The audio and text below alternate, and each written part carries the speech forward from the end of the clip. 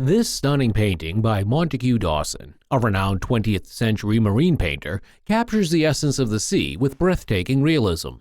Acquired in 1935 from the National Gallery in Birmingham by the guest's husband's great-grandfather, Montague Dawson, born in the 1890s and a Navy veteran of World War I, transitioned to full-time painting post-war, developing a deep understanding of marine scenes, as evident in this early 30s masterpiece.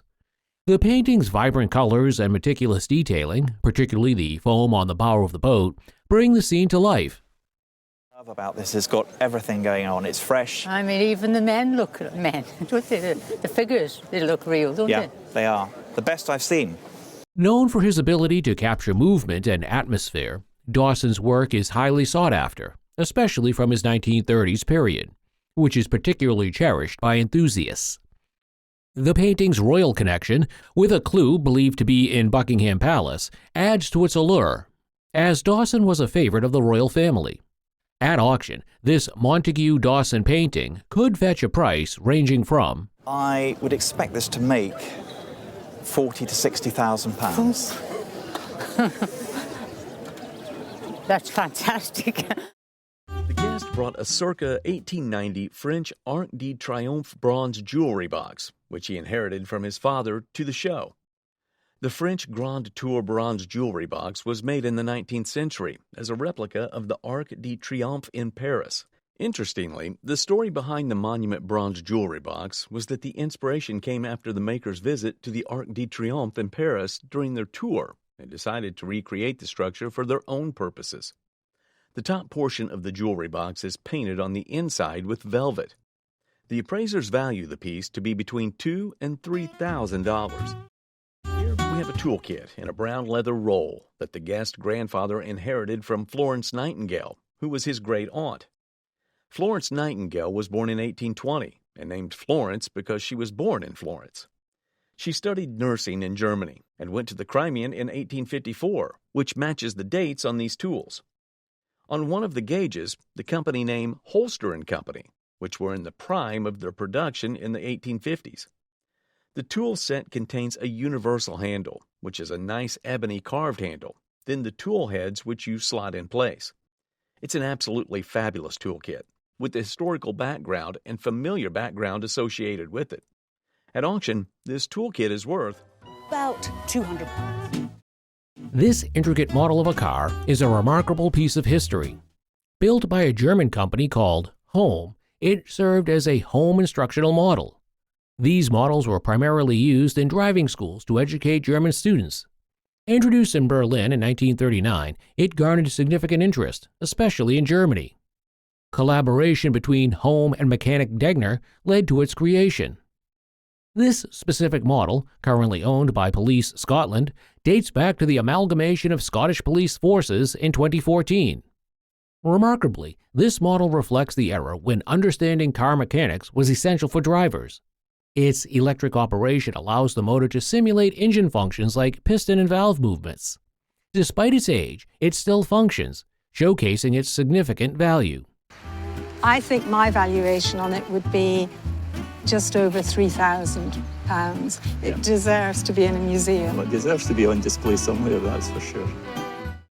The guest showcased the sculpture on the show, which had been acquired by her friend from a thrift store. The signature on the sculpture identified the artist as Pradesh Das Gupta, an Indian artist. The appraiser highlighted that the piece was made in 1948. Das Gupta was a well-known Indian sculptor of the middle part of the 20th century and began working in the 1940s. The circular marks on the piece depicted drilling holes to fix casting flaws. Considering the artist's popularity and the growing interest in modern Indian art, the estimated value for the piece was $10,000. No, 10,000. $10,000. Wow. The trophy was brought by the guest, which belonged to his father. It was won by the horse Swaps, ridden by the guest's father, Willie Shoemaker, who was a renowned jockey with a phenomenal career. The trophy was from the 1955 Kentucky Derby. The appraiser highlighted Shoemaker's incredible career, noting that he rode for 50 years. Shoemaker faced early challenges as he was born prematurely and only grew to 4 foot 11 inches tall. And the story goes that his grandmother actually fashioned an incubator out of a shoebox and put him in it on the stove, basically. Open the oven and put him on the oven door. However, he still possessed an exquisite career. Considering the association with the horse Swaps, which was the 1965 Horse of the Year, the appraiser suggested the item value to be $25,000. Cool. Very cool. This guest inherited an item from her grandmother, who emigrated from Russia to Iran in 1920. The item, described as part of her dowry, originated from Turkistan and was called a chirpi. The term chirpi refers to a garment worn by married women in Turkistan. It was specifically used in the Tiki tribe during ceremonial occasions. The appraiser described that the chirpi was worn on the head and shoulders, featuring a distinctive false sleeve design at the back. The beautiful piece was fully hand-embroidered using a technique called kespi, depicting various tulip motifs symbolizing fertility. The appraiser dated the chirpi from the early 19th century and praised its immaculate condition. The remarkable piece, which held sentimental value, was appraised to be retail setting. I think you're looking at about $2,500 to $3,500, conservatively. All right. Guest brought two circa 1967 paper dresses, which she had obtained from a friend, to the show. The paper dresses are non-flammable clothing made by a company named Scott Paper Company. Interestingly, these dresses are designed to be worn only once or twice and prove to be ideal vehicles for the bold, graphic prints that had become so popular during the decade. They are referred to as throwaway clothing and are not washable because the flame resistance will wash away. The first dress features a pink and yellow wavy design pattern, which was common in the 1960s. The second dress features a combination of bright electric blue and a mixture of pale blue and green. The appraiser values the first dress to be around $200 to $250 and the second dress for $300 to $350. Wow, that's more than I thought. The guest inherited a small 18-karat gold watch from her husband's side of the family. Initially believed to be a woman's watch belonging to the husband's grandmother, a family photo revealed it actually belonged to his race car driver grandfather. It was manufactured in France, and the movement was signed by the European Watch and Clock Company, which is a private label that Cartier used to import watches into the United States. The watch, though missing the Cartier signature on the face, was confirmed as a Cartier Santos Dumont model from around 1920. The Santos Dumont was one of the earliest wristwatch designs created by Louis Cartier in 1904 for his friend, the Brazilian aviator Alberto Santos Dumont. He was a pioneer of aviation and reportedly found pocket watches inconvenient while flying and requested a timepiece he could wear on his wrist. Louis Cartier responded to his friend's need by designing a flat wristwatch with a leather strap, making it easier to consult during a flight.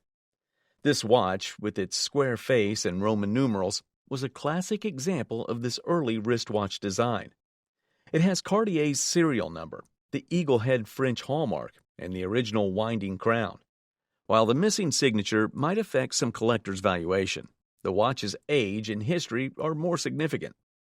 Despite its small size, which makes it more popular with modern watches, its auction value is $12,000 to $15,000. Oh, wow, that's more than I thought. This piece is a peculiar-looking object, crafted from high-quality ceramic material and featuring a classical urn-shaped design. It had been given to the guest by his grandfather, and used by scholars, writers, and businessmen to store ink and facilitate the writing process. Its intricate patterns, remarkable craftsmanship, and decorations showing a beautiful example of excellent pottery. Written in the calligraphy is the date 1787 and Edmund Lee Clark. The date on it is what we call a documentary piece. Also underneath it is a name, Lanedy, indicating its origins. Made in an era between 1787 and 1792, an era known for its significance in pottery innovation and craftsmanship.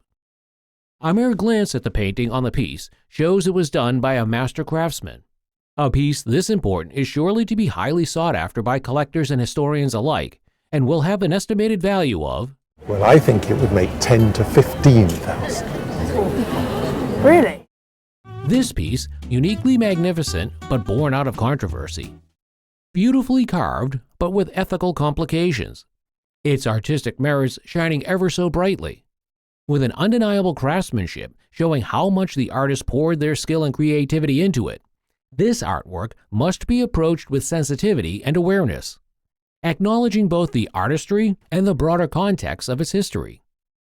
We all agree we want to save the elephant. I don't think there's any question about that. Holding historical and artistic value, but also a reminder of a darker chapter in history. Elephant. I then have to focus on what can we do to help protect elephants. How much would a piece this important, with its deep history and significance, be valued at an auction? Well, it's very instructive to talk to you both. Thank you.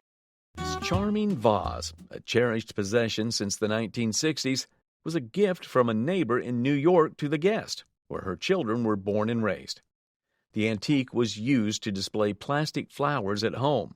This vase holds sentimental value for the guest, who also dreamed of showcasing it on Antiques Roadshow with her daughter. Identified as Roseville pottery, specifically the Dogwood 1 pattern, this piece is highly sought after by collectors. Roseville pottery, known for its beauty and craftsmanship, was produced from 1890 to 1954. Despite its beauty and historical significance, the market for Roseville pottery has declined since the 1990s. If auctioned today, this vase would likely fetch between $600 to $800. Regardless of its monetary value, this vase remains a treasured piece of history.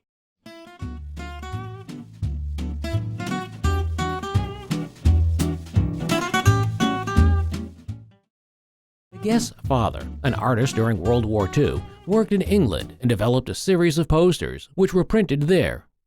The posters were rolled up in a tube and sent home to his mother. Discovered them in my mother's closet about a year ago. He did get a letter from 2 brigadier generals thanking him for doing the posters. Our guest's family doesn't know much about the posters' distribution, but the father received a letter from 2 brigadier generals thanking him for his work.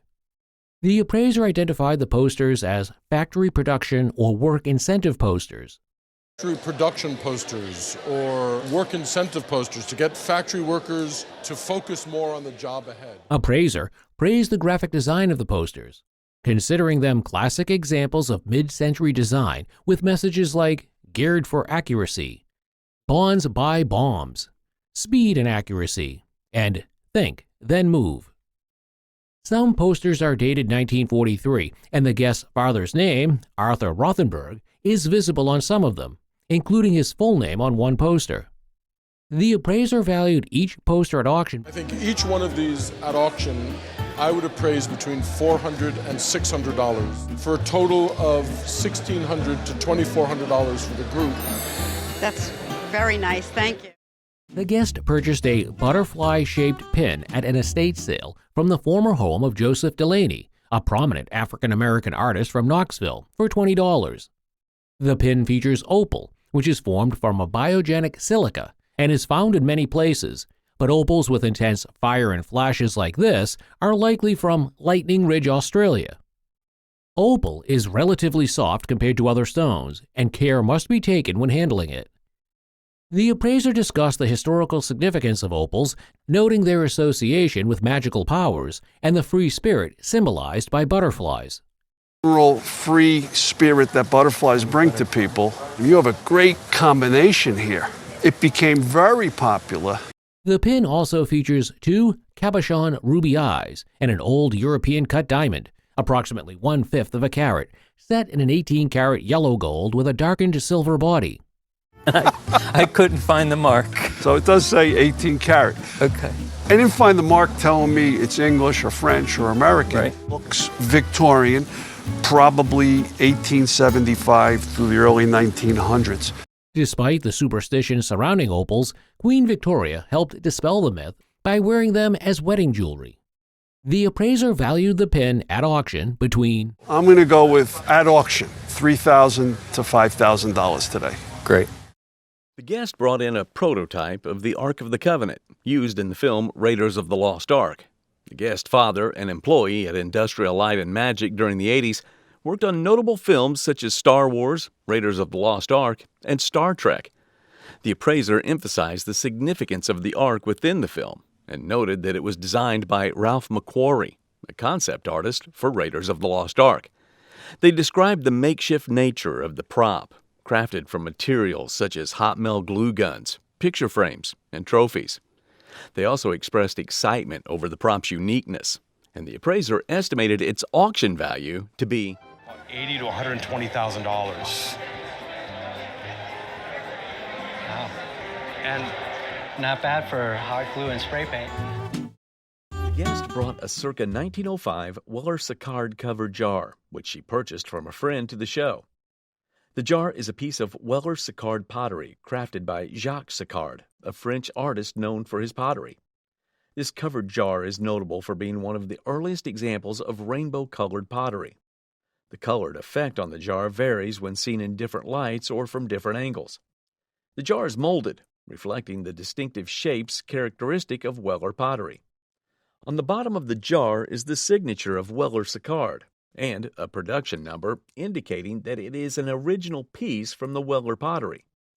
The top lip exhibits a shimmering effect with scarlet, midnight blue, and emerald green colors, resulting in a stunning visual effect. The appraiser values the piece to be around $1,000 to $1,500.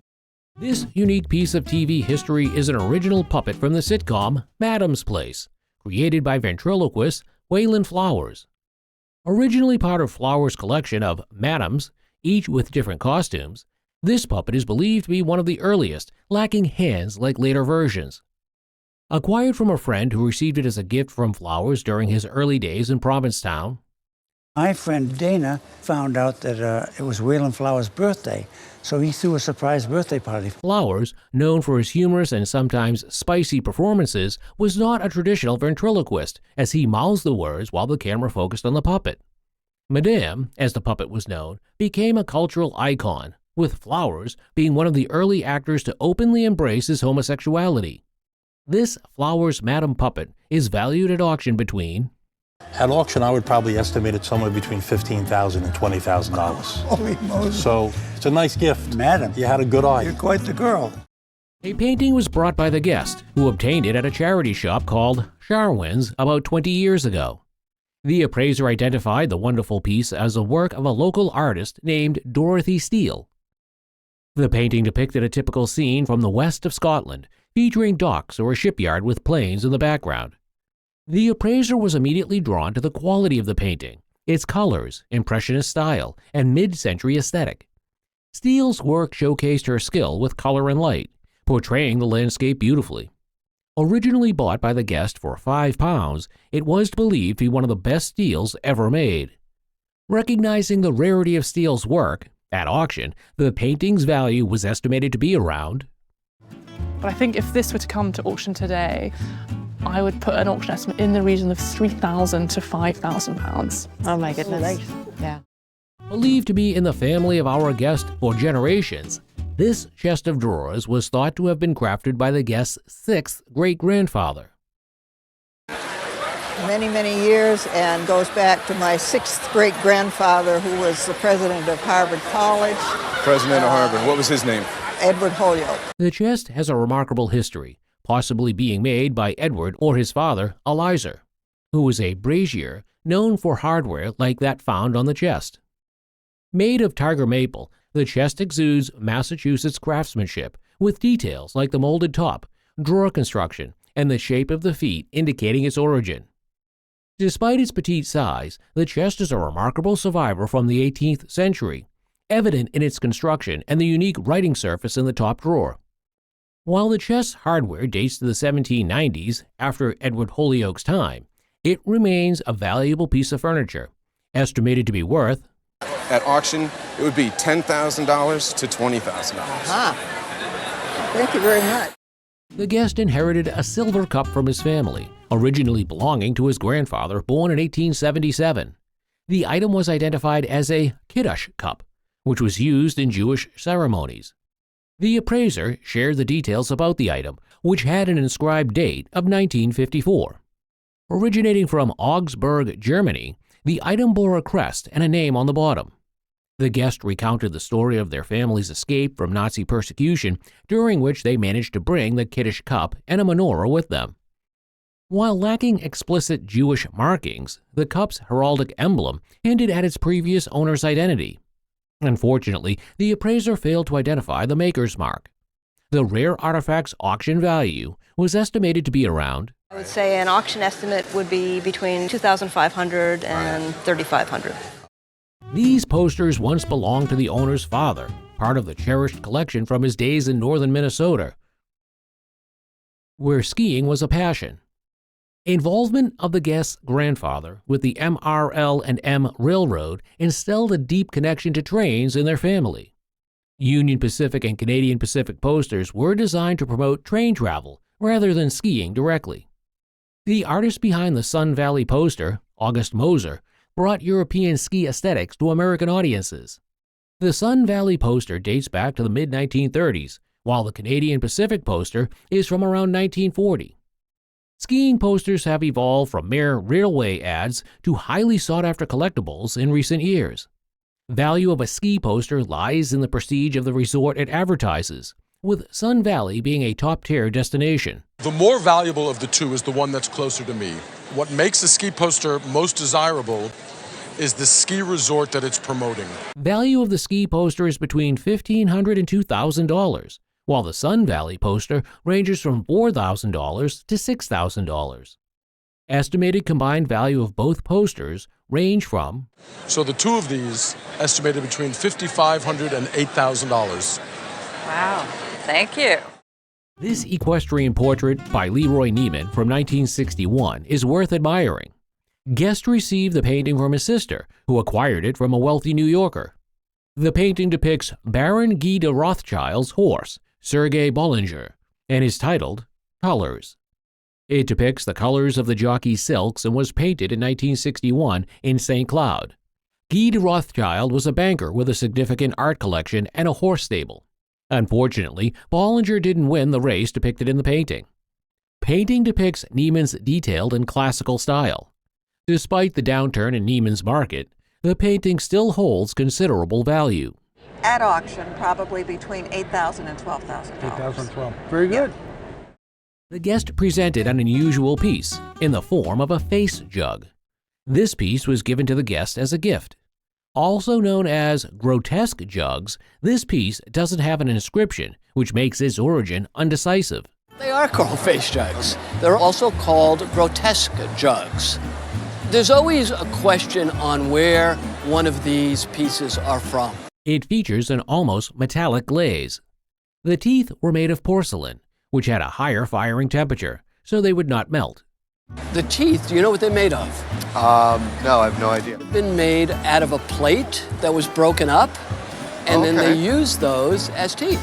Oh, that's interesting. A mere glance at the teeth, it was evident the artist wanted the teeth to be very jagged and broken looking. Based on the glaze, this piece would probably date to the 19th century. A piece having out-of-ordinary features like this adds to the mystery surrounding the piece, with an estimated value of... We're going to put a retail value on this piece in the $5,000 to $7,000 range. Wow. That sounds good. That's very good. The guest shared the interesting story of paintings she owned. They were painted by his friend Frederick J. Brown, who was a renowned African-American artist. The guest reminisced about his friendship with Brown until his passing in 2012. He had received 4 pieces, titled Going Home, from Brown in 2011. The appraiser provided background on Brown's life and career. He was actually born in 1945 in Georgia, and he grew up in Chicago. He ends up in New York, and finally between New York and Scottsdale, Arizona. He was an abstract expressionist painter known for his stylized portraits and influenced by jazz music. The pieces depicted mixed media on paper, primarily acrylic with some watercolor, arranged as a quadriptych. They were inscribed indicating how they should be displayed. Moreover, the paintings were signed and dated back in 2010. Being an established artist, Brown's work was in different prestigious museums. The estimated value by the appraiser was $20,000. That sounds good. That's very good. The watch belonged to the guest's grandfather and was inherited after the passing of their father about a year and a half ago. The watch was made in the 1940s by Dietrich Gruen to commemorate their 50th anniversary, featuring 5 sides. The appraiser valued the watch at around. The value on this watch in today's current market is somewhere around $500. Yes. That's more money than belongs in my living room, I think. It's a real masterpiece. The guest inherited an etching from their grandfather, a member of the New York Society of Etchers. Despite the guest not knowing much about it, it is the Cat Boat by Edward Hopper, a famous American artist. Hopper was known for his paintings of solitary figures and struggled early in his career. He began in the early 1900s after studying in New York, and it wasn't until 1913 that he sold his first exhibited painting. He turned to etchings in 1915 and produced a vast majority of his etched work, numbering around 70 different etchings throughout the 1920s. This particular etching, however, he produced in 1922. It's an absolutely beautiful impression of one of his more important etchings. There's a tiny type signature, which is so typical of him, right down here in pencil. He printed his etchings in very small editions and would print them as he sold them, with this one having about 25 of this particular etching. The estimated value is $250,000. Really? Yes. That's more money than belongs in my living room, I think. It's a real masterpiece. An acquaintance informed the guest about pieces in the attic of the former home of the late Joseph Delaney, an African-American artist from Knoxville. Our guest made a quick decision and purchased 10 individual sketches that looked like they were from a sketchbook. Joseph Delaney and his brother Buford both came from Knoxville and studied in New York. Joseph eventually returned to Knoxville at the request of Alex Haley. Alex Haley had recommended him to be the artist in residence at University of Tennessee. Joseph Delaney was known for his prolific drawing skills, as seen in these sketches. His drawings are indicative of his beautiful calligraphy and incredible modeling. The sketches include works in colored chalk and charcoal, as well as brush and ink, with each capturing the model's pose and form uniquely. The appraiser valued each drawing at approximately for these drawings is approximately $1,000 each. Wonderful. So that was a really good buy considering you paid only $20 each. The guest inherited this painting from her aunt. The guest aunt bought the painting in England during the late 1930s. This painting was by John Eames, a Victorian painter from 1843 to 1912. John Eames was known for specializing in dog paintings. The appraiser estimates the painting dates from the 1890s. The painting probably dates towards the end of his career. I would think this is dated in probably the 1890s or so. The painting depicts a stable boy with beagles waiting for milk from a cow. One of the painting's most noticeable things is the loose brush strokes and the quality of the dog's fur painting. The current frame is considered inexpensive and unattractive. The appraiser suggests a new frame for the painting. The painting is of good size and quality of the work. The appraiser estimates the painting's auction value to be about $15,000 to $25,000. Okay, yeah. If I want to insure it, I go for what? Their parents brought back a collection featuring Staffordshire hens nesting alongside a unique Molika rooster. The French Molika rooster, from around 1890, is a charming example of a late 19th century decorative art. In France, Molika is called a faience, made by casting white earthenware, low firing, and adding vibrant glaze colors. Molika denotes glazed pottery admired for vivid colors and intricate designs. This is a large Molika rooster and wonderful craftsmanship. Molika pottery was popular during the late 19th century. Rooster motif symbolizes pride, vigilance, courage, common in Molika. It's more affordable than porcelain, with a lively folk art appeal. Molika often cracks. Being delicate, this piece has to be glued. Admiring the vibrant hues and intricate details, the appraiser values the French Molika rooster So in this particular condition, I would think probably about $1,000 to $1,500. All right, great. The guest recounted a heartfelt story about the items she brought. Originally, the violin and the bow belonged to her grandfather. He had a remarkable journey from being a coal miner to becoming a skilled violin maker. Despite losing a foot in a train accident, he pursued his passion for woodworking and violin making. The guest's grandfather crafted violins with intricate details, even carving his toes, nails, and wrinkles into the wood. The appraiser praised the master quality of the items.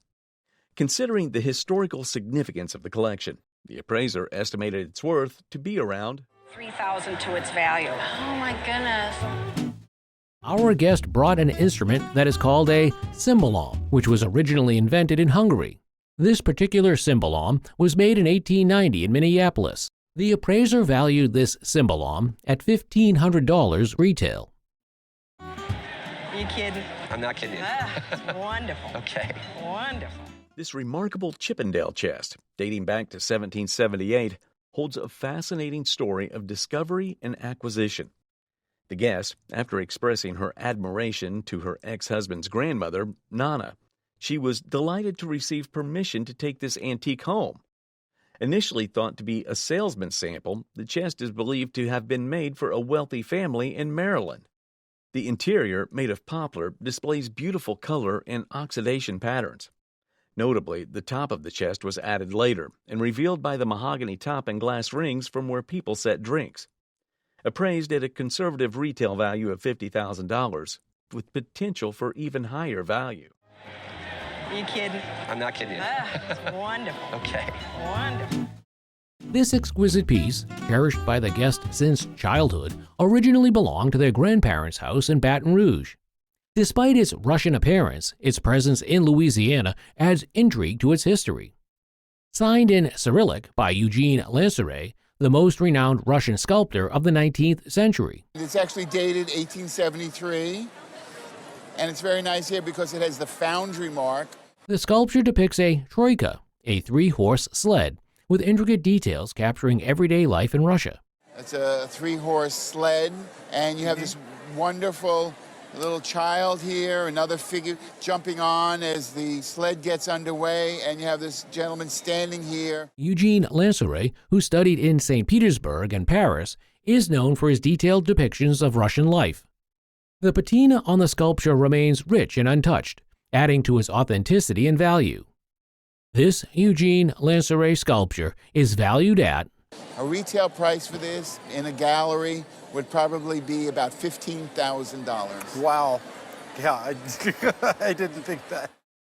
A guest bought this item in Bronxville, New York, around 9 or 10 years ago for $125. She thought it was an Indian saddlebag, but it was actually an African Jacolo apron from the Ndebele tribe in South Africa. Married women used to wear this kind of apron on special ceremonial occasions to show status.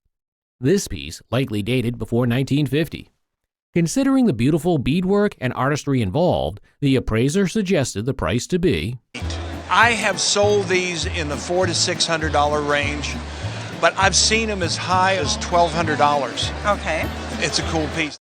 Purchased in approximately 1971 from a company in Houston, Texas, authorized to sell NASA's pictures, which were supposedly taken from original negatives. The guest brought the complete set of 10 pictures for $8. Later, the guest became friends with Dan Cohen, who was also a friend of Neil Armstrong. Dan arranged for the guest to meet Neil Armstrong. They spent about 30 to 45 minutes talking, and at the end, Neil Armstrong signed all 10 pictures. And I said, well, I have 4 children, so I would really appreciate if you could sign each one. Now, he doesn't like to sign autographs. So my friend said, oh, Neil, go ahead and sign them. So he said, okay, I'll sign them. So he signed all 10 of them for him. The pictures depict iconic scenes of Neil Armstrong landing on the moon, including one of his first steps onto the moon and the plaque left on the moon. The appraiser highlighted the historical significance of the pictures, noting that they are cherished keepsakes and valued at I wouldn't hesitate to estimate the set at $15,000 to $25,000. I had no idea at the time that I bought them that I would ever even have a chance to meet Neil Armstrong. Really? Oh. The guest has been a Shirley Temple fan since childhood, starting at age 5 when they saw her movies together with their aunt, who sent a postcard that sparked the collection. Shirley Temple's immense popularity in the 1930s surpasses even established stars like Clark Gable, Katharine Hepburn, Greta Garbo, and Marlene Dietrich. Shirley Temple was dubbed Little Miss Miracle by President Franklin D. Roosevelt, who believed she brought hope and joy during the Depression. From 1935 to 1938, she was the #1 box office star, a remarkable feat for a child actress.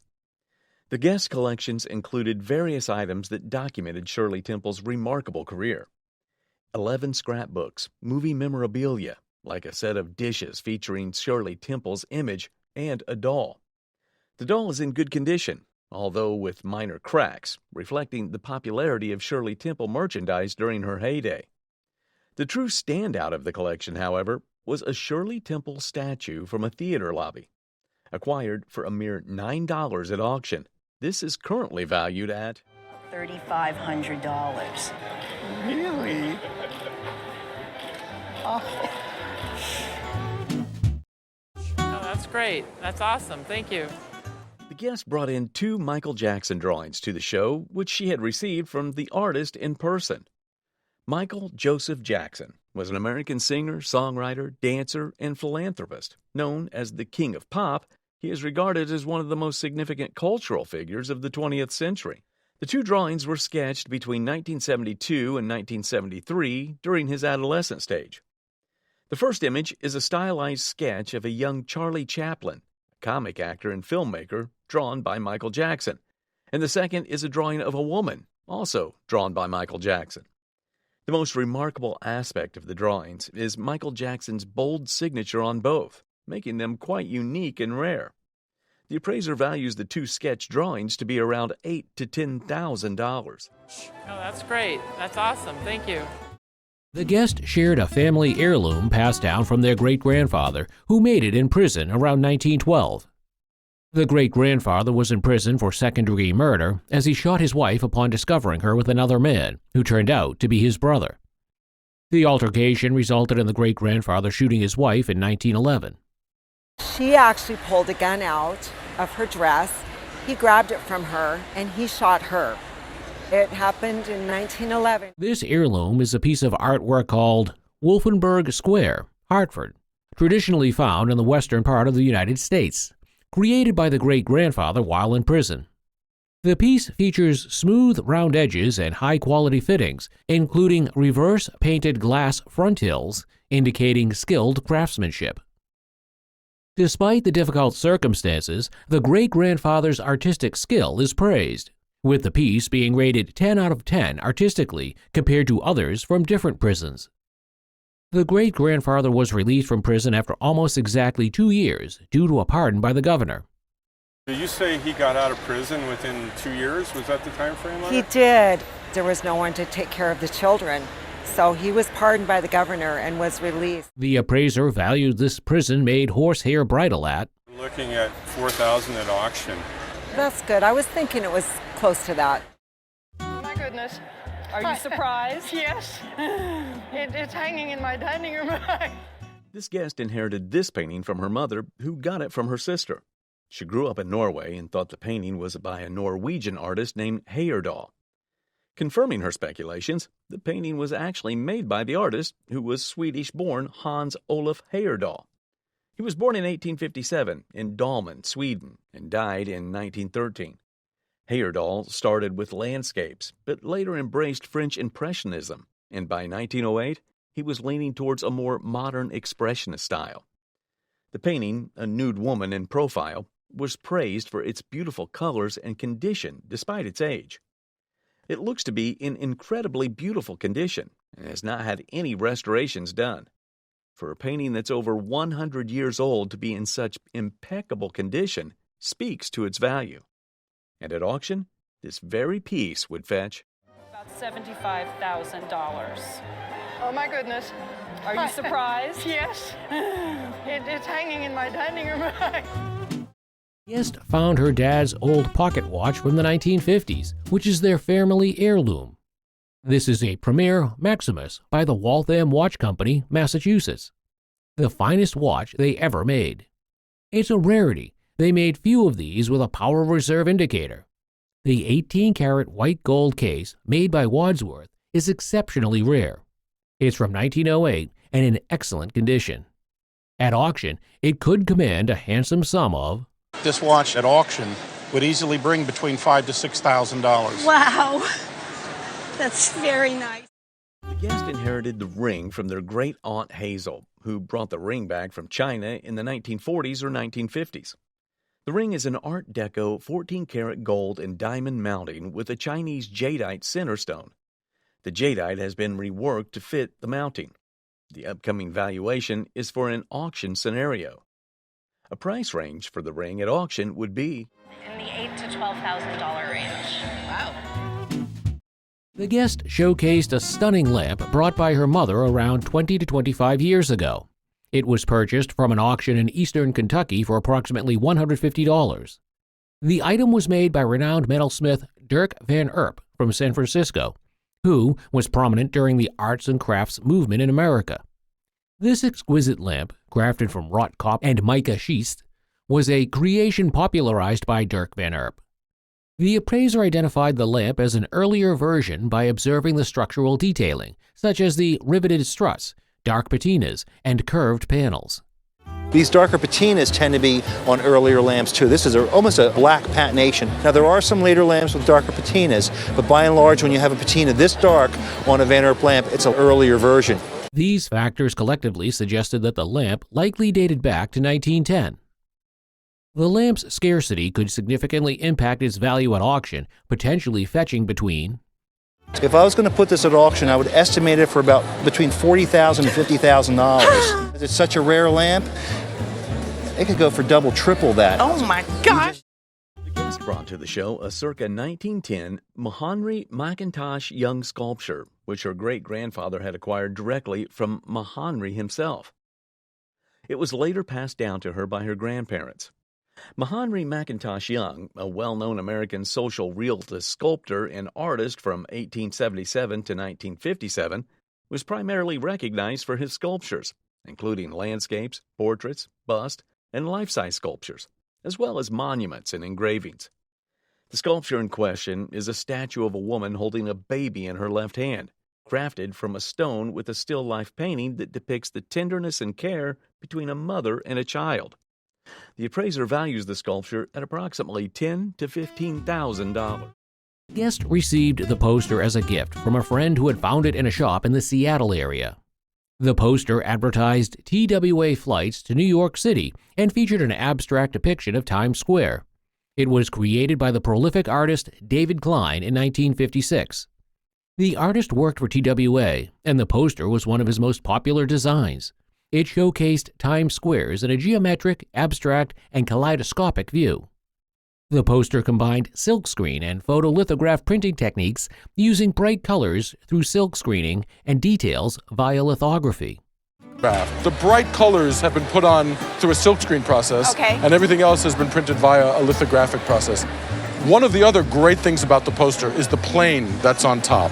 Despite being a gift, the value suggested by the appraiser was... At auction, I would estimate this piece between $2,500 and $3,500. Oh my God! The guest presented a cane with a telescope and a pistol, consisting of 3 basic parts.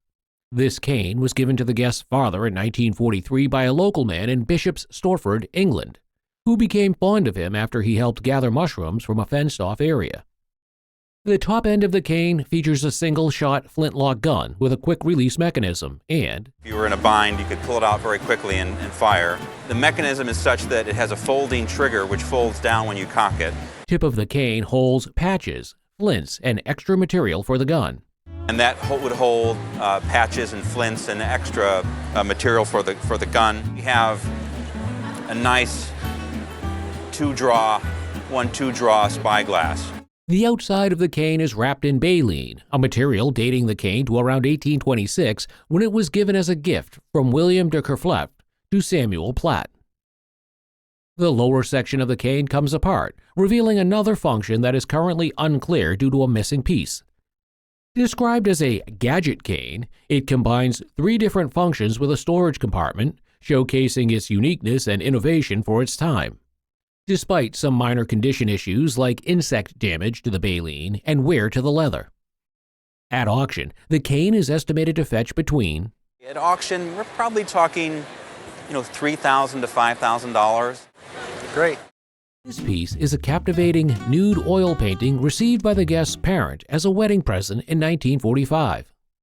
The painting is an oil-on-paper piece that depicts a nude figure by Guy Penet de Bois. Born in the U.S. to a French family, his work depicted the culture and society around him. Penet de Bois was not only an artist but also an art critic, just like his father. He studied under prominent painters like William Merritt Chase and Robert Henry, which influenced the social aspect of his work. This painting's medium, oil on paper, causes the surface to buckle slightly. It is oil, but it's on paper, so that heavy pigment on that is what's causing that rippling look in the surface. The accompanying photograph features the guest's mother playing the piano and possibly Guy Penet de Bois in the background, adding to the painting's provenance. While the photograph itself doesn't hold significant value, it does complement the story behind the painting, and at auction it would sell for I would set the value at $6,000 to $8,000. Oh, nice. Great. Guest's aunt acquired this poster while she was in Russia in the early 1960s. It was brought back to the United States in the late 1960s when his aunt was transferred back. The guest brought the poster to an appraiser for evaluation. The appraiser mentioned that people often inquire about the number of copies printed for posters, but it's usually unknown. However, Russian posters typically included this information. But the Russians always printed on their posters the number of posters that were printed in the run. Upon inspection, it was revealed that the poster in question was one of a run of 30,000. The poster had strong imagery depicting American democracy in a sarcastic light, such as the sad Statue of Liberty and policemen assaulting an African-American man. The appraiser explained that the poster's value was not high, estimating it to be between $300 to $400. The guest seemed to agree with the appraiser. The desk was showcased by the guest, who acquired it from a gentleman online for $2,000. It was a partner's desk made for Vladimir Kagan in 1950. Kagan was known for his unconventional design shapes, technical complexity, and remarkable craftsmanship. The desk exhibited a unique design with a double boomerang shape and a beautiful curve. Its cantilevered wooden tops had an aluminum structure underneath, which provided support and increased durability. Moreover, it was made of walnut with book-matched veneers to create a shimmering pattern. The furniture piece was exquisitely crafted, depicting mid-century modern design. The value estimated for the item was between $8,000 and $12,000 in the condition that it's in right now. Oh, man. Are you kidding? This watch is from Breguet, founded by the fantastic and innovative watchmaker Abraham Louis Breguet in the late 1700s. The watch features a complex and distinctive flipping mechanism. Anywhere from $10,000 to $18,000. Are you kidding?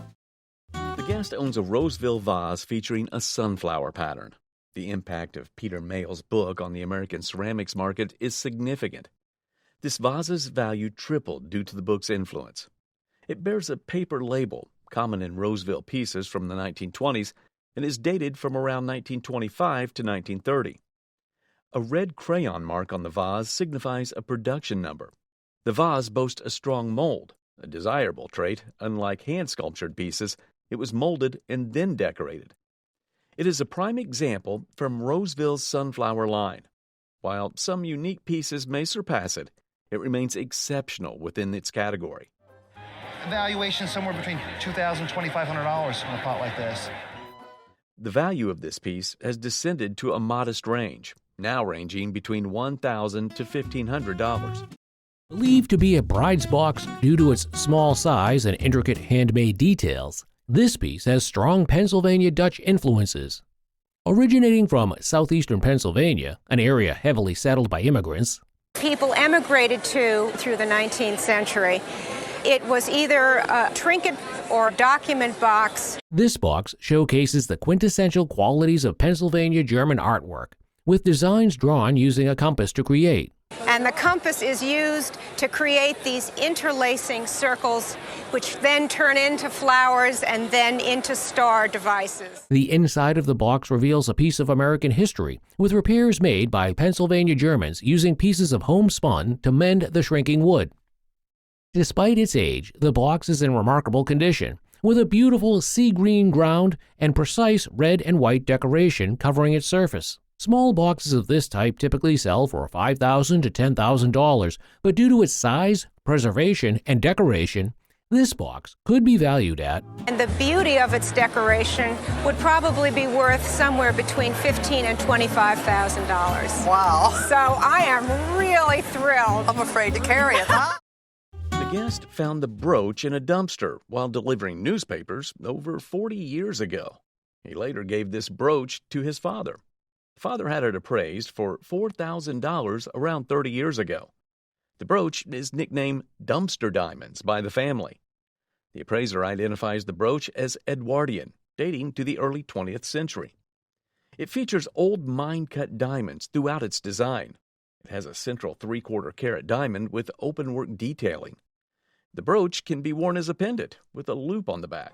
My mother did wear it on very rare occasions, and my wife has worn it once or twice.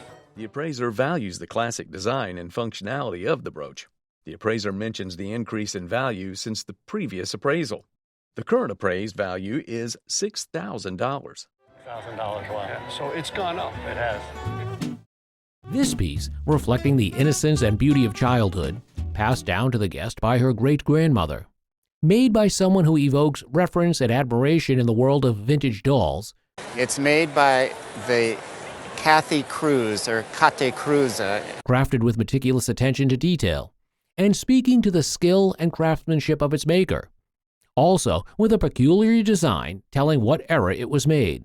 She made this particular doll, which is referred to as Kathy Cruz Doll 1, from about 1910 to about 1929. Its originality offers collectors a glimpse into a bygone era. For collectors and enthusiasts alike, this piece is about preserving a legacy of craftsmanship and imagination, and would sell for.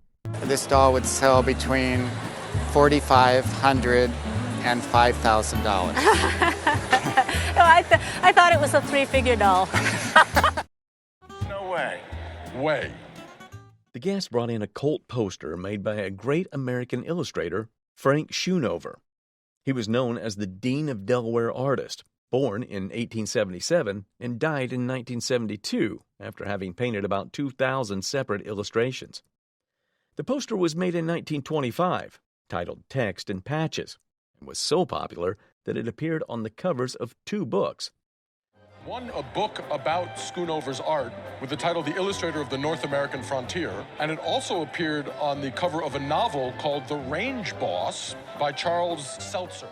Part of this poster has been cut out, but originally the bottom end of it contained his signature and the date the painting was made. There are 3 variations of this poster. There's one in Spanish, one without the text at the top, and this is the most desirable English version. The poster has a few condition issues, as you can see here, but even with these issues, it is such a rare piece. Irrespective of the little bit of damage, with the colors still so bright, this poster is sure to fetch a good sum at auction. At auction, this incredible poster would sell for $4,000 and $6,000. No way. Way. These items belong to the guest's father, a geophysicist, who had an appreciation for archaeological items and primitive art. They lived in Lima, Peru, during the years 1957 to 1966, where the collection process started around 1957. The appraiser expressed concerns about the legality of acquiring the items, but noted that they were obtained before the UNESCO convention in 1970. This was prior to any issue with the UNESCO convention, which is 1970. It was all before that. Yes. There certainly are indications in what's happening in the Peruvian marketplace right now. The authentication process for checking these artifacts included a gold test and stylistic analysis to ensure the items were genuine. The appraiser suggested that all these items were very ancient. In my judgment, the dates are pretty varied here. Okay. I think this material is earlier. I think this could be before the birth of Christ. These things are a little bit later. Pieces in this collection were personal adornment, even the one looking like a little statue. Are they? And they're probably made out of tin. These would have been unbelievable necklace strung around someone's neck. Okay. I think these might also be beads.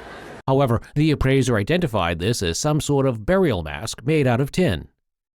Considering the rarity and early age of the pieces, the appraiser estimated the collection's value to be a conservative price for this, assuming that everything that I said is legitimate. Conservatively, you're looking at $50,000 to $100,000. That's incredible. Our guest presents a beautiful piece of art, showcasing the artist's mastery of color, form, and composition. The guest had inherited it from her grandmother. What's fascinating about this work of art is they were drawn by a man called Joseph Fleck. Fleck, his signature confirming the authenticity and provenance of his artwork, enhanced its appeal to collectors and enthusiasts, and also detailing his insight into the artistic landscape of the early to mid-20th century. It's a long way from Santa Fe, and the title of this is it the old? It's called the Old Santa Fe Road. Right, okay. Emigrating to the United States changed the path of his life and birthed this masterpiece. But he saw an exhibition there by the Taos School of Artists. Right. Which really changed the path of his life, and he moved to New Mexico and became part of that whole group. The painting exemplifies Fleck's signature style of bold brushstrokes and vibrant colors. This piece, with its artistic merit, historical significance, and originality, would be valued at do you know how much was paid for it originally? They purchased it for $900 each piece, I understand. At auction, I would expect him to make somewhere in the $6,000 to $10,000. Wow, that's wonderful. Yes presented a pair of dolls given to her mother as a childhood gift around 1927. However, the guest mother was not allowed to play with them, intending to preserve them as antique items. The dolls, called Bilos, were crafted by an American designer named Grace Story Putnam and modeled after newborn babies. They came in various sizes, with the ones in question being around 5 to 6.5 inches tall. Made of bisque material, which was easily breakable, the adorable dolls were dressed as twins and may have had original costumes. They featured delicate sleep eyes. One doll bore its original paper label, a feature highly valued by collectors. The appraiser estimated the value of the dolls altogether $2,200 to $2,500 range. My gosh, that's amazing. The mark on the bottom of this beautiful vase, bearing the name Glenn Lukens, holds significance in Southern California. Our guest acquired it from his mother. Glenn Lukens, associated with both Fullerton College and USC, arrived at USC in 1936, exerting significant influence on American studio pottery. He experimented with desert alkalines to create unique glazes. Lukens favored combinations of light and dark, along with fluorescent glazes. He embraced defects such as heavy dripping and crackling effects, which defined his style and garnered widespread respect. The pot likely dates to around 1950. Lukens' works are highly valuable, esteemed, and can be found in many museums. $4,000 to $6,000 range. Wow. I would insure it for closer to $7,500. Wow. Did not expect that at all. It's amazing. I'm blown away. The painting was showcased by the guest, originally belonging to his mother-in-law. The oil-on-paper painting was created by Dutch artist Karel Appel for the Cobra movement. Born in 1921, Appel was one of the founding members of Cobra, which comprised a group of rebellious artists. The movement aimed for bold, expressive, and colorful artwork. The painting titled Untitled originated from the Martha Jackson Gallery. Featuring abstract figures, the piece stood out for its whimsical and colorful nature. Considering its wonderful condition, the appraiser estimated its value $12,000 to $18,000. Wow. Did not expect that at all. It's amazing. I'm blown away. At a garage sale for $1, the guest bought a violin on a whim, drawn to it because his grandfather and daughter both played the instrument. It is, however, a valuable American violin made by George Gmunda, a renowned 19th and early 20th century violin maker. Gmunda was considered one of the finest American violin makers of his era, and his instruments are highly sought after by collectors and musicians today. This particular violin was especially interesting because it is dated in 1901, just 2 years after George Gmunda Sr. passed away. It possesses all the qualities of a Gmunda instrument: exquisite craftsmanship, beautiful oil varnish, and high-quality American wood. Here we can see the handwritten label inside the F-hole, done with very simple handwriting, unlike the fancy printed label of his father. Despite the wear and tear on the varnish, the instrument is in excellent condition. Considering its rarity and excellent condition, its estimated auction value is between $10,000 and $15,000 at auction. Nice. Good buy for $1. This little guest brought a baby cradle to be appraised, which originally belonged to her mother. She believed the cradle dates back to the Revolutionary War in 1776. The guest recounted a story about how their mother acquired the cradle. She saw the cradle in the antique store and she really, really wanted it. And when she had enough babysitting money to get the cradle, when she went there, it was gone. Aww. And then she was so disappointed. Then that Christmas, when my mommy went downstairs under the Christmas tree, she saw this baby cradle. She also showed a picture of herself falling asleep in the cradle. The appraiser noted that the bottom of the cradle was loose and was reinforced by the guest's grandfather with a piece of wood. The appraiser identified the cradle as an 18th century piece, likely made in Pennsylvania due to the use of walnut wood. The appraiser estimated the cradle's value to be between $800 and $1,200. The guest confirmed that they didn't intend to sell it, but rather pass it down through the family. The guest brought a bag given to her by her dad. It had been crafted by her great-grandmother. The appraiser identified the bag as pictorial beadwork from the Dakota era, dating back to 1890 to 1910. It was attributed to the Claymore family, renowned for their collectible beadwork. The bag featured intricate pictorial elements such as an eagle and a flag. Additionally, it had a beaded rainbow element and floral motifs, all beautifully executed and fully beaded. However, the item had some condition issues and needed professional cleaning. The appraiser assessed the remarkable piece's value to be $40,000 to $60,000 at auction or at a good gallery. Wow. Would you smile? I guess. Guest presents a compelling Civil War-era photograph of her husband's great-grandfather, who served in Merrill's Horse from Missouri during the war. Upon removing the mat from the photograph, it reveals an intriguing detail: a Hall carbine gun resting across the great-grandfather's lap. Hall carbines were notable for their interchangeable parts, revolutionizing the gun industry. While Hall carbines were outdated by the Civil War and often sent to the frontier, the appraiser explains that the photograph's value is significantly enhanced by the presence of the Hall carbine. Without the gun, the image would be valued at $300. However, with the gun included, the photograph's value increases to around $1,000 in a retail setting. Oh my word. $1,000. Wow. This photograph captures a piece of personal family history, but it also serves as a valuable historical artifact.